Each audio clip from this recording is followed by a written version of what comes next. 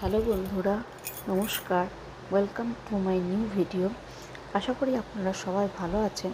আজ আবার নিয়ে এসেছি আপনাদের সামনে নতুন একটা রেসিপির নাম হচ্ছে সর্ষে মাংস।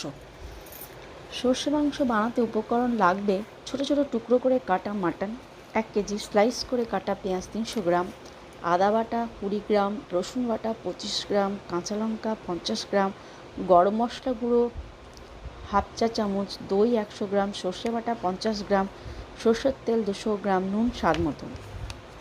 পদ্ধতি: আদা বাটা, রসুন বাটা, কাঁচা লঙ্কা, গরম মশলা পাউডার, দই, সর্ষে বাটা, সর্ষের তেল ও স্বাদ মতো নুন খুব ভালো করে মিশিয়ে তার মধ্যে মাংস ম্যারিনেট করে রাখুন 1 ঘন্টার মতন। কড়াইয়ে সর্ষের তেল গরম করে পেঁয়াজটা দিন, স্বচ্ছ না হওয়া অবধি নাড়তে থাকুন। এর মধ্যে ঢেলে দিন ম্যারিনেটেড মাটন।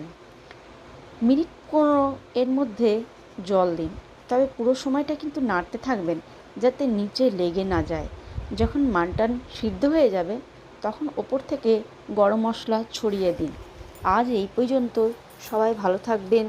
রেসিপিটা ভালো লাগলে লাইক, শেয়ার, সাবস্ক্রাইব করে দেবেন। ধন্যবাদ।